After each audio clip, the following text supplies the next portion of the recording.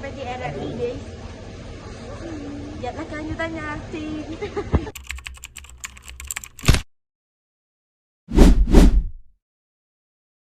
Halo semuanya, kenalin nih, kami dari kelompok 3 mata kuliah Sistem Informasi Administrasi. Sebelum itu, kenalin dulu nih sama anggota kelompok kami. Ada Anissa Aulia Meldi, Diva Dwi Ayuning Tias, Fatia Mareta, Hatifa Roza, dan Mediva Safitri. Nah, tanpa berlama-lama lagi, yuk saksikan video singkat KKL kami. Check it out!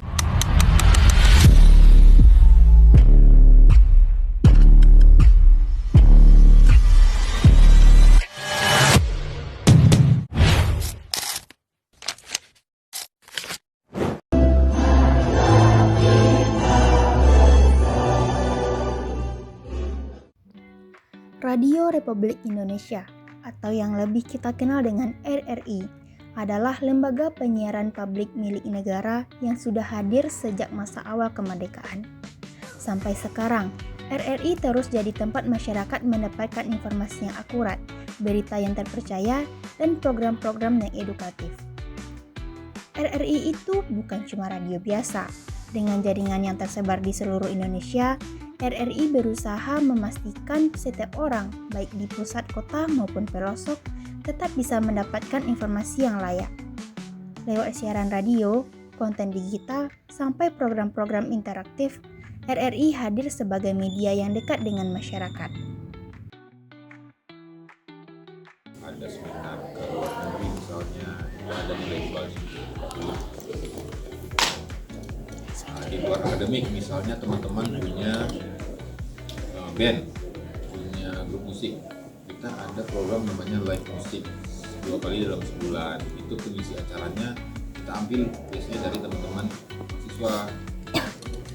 Sejauh ini paling banyak yang mengisi teman-teman dari ISI karena memang jurusannya banyak dari ISI, tapi tidak menutup kemungkinan dari teman-teman lain. Itu adalah musik. Atau teman-teman yang berprestasi di luar akademik, misalnya di olahraga, misalnya jadi atlet apa, misalnya jadi atlet lari untuk daerahnya atau jadi atlet apalah itu, kalau ada prestasi bisa kita ambil. Jadi di RRI itu intinya ada dalam tanda petik ada nilai jual yang kita bahas. Kalau tidak ada apa-apa, kalau sekedar hanya mahasiswa biasa, tidak ada nilai jual. Perkembangan teknologi informasi telah memberikan dampak yang besar terhadap proses administrasi dan tata kelola organisasi, termasuk pada instansi pemerintah. Digitalisasi melalui sistem informasi administrasi menjadi salah satu strategi pemerintah dalam meningkatkan efektivitas, efisiensi, dan transparansi pelayanan publik. Melalui penerapan sistem pemerintah berbasis elektronik atau SPBE ini, instansi pemerintah dituntut mampu menerapkan sistem informasi yang terintegrasi dengan prosedur kerja untuk mendukung pengelolaan data, komunikasi, serta pelayanan masyarakat. KKL ini merupakan salah satu bentuk implementasi pembelajaran berbasis pengalaman, dengan tujuan memberikan pemahaman langsung kepada mahasiswa mengenai praktik administrasi dan pemanfaatan sistem informasi di instansi pemerintahan. Kegiatan KKL kali ini dilaksanakan pada 3 instansi, yaitu RRI Bukit Tinggi, Diskominfo Bukit Tinggi, dan PPSDM Kemendagri Regional Bukit Tinggi. Dinas Komunikasi dan Informasi, atau yang biasa kita sebut Diskominfo, adalah instansi pemerintah yang bertugas mengelola informasi, komunikasi publik, dan perkembangan teknologi di daerah. Singkatnya, Diskominfo itu pusatnya informasi resmi dan layanan digital pemerintah. Diskominfo nggak cuma urus soal berita atau publikasi saja, tapi juga mengatur sistem teknologi informasi, jaringan layanan publik, keamanan data, sampai penyampaian informasi yang akurat ke masyarakat.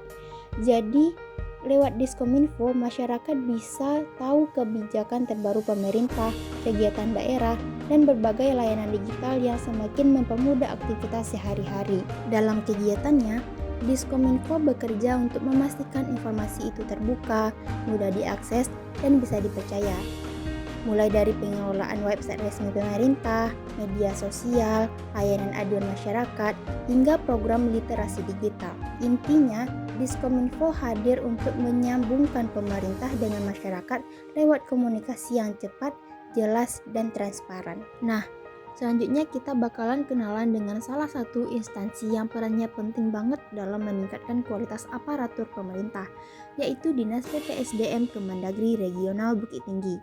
Kedengarannya serius ya, tapi sebenarnya mereka ini mirip dengan pusat latihan super buat para ASN, tempat upgrade kemampuan biar makin siap melayani masyarakat. Sebagai bagian dari Kementerian Dalam Negeri, PPSDM Regional Bukit Tinggi ini fokusnya pada pengembangan sumber daya manusia, terutama di wilayah Sumatera bagian tengah.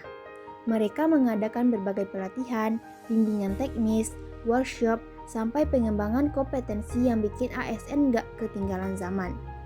Kalau ada pegawai pemerintah yang tiba-tiba makin jago digital, makin paham aturan, atau makin gesit ngurus layanan masyarakat, besar kemungkinan mereka baru pulang dari sini.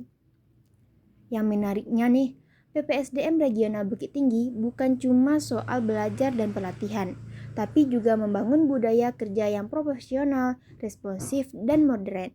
Mereka membantu memastikan para aparatur punya kemampuan yang sesuai tantangan saat ini, mulai dari teknologi, kepemimpinan, sampai pelayanan publik yang humanis.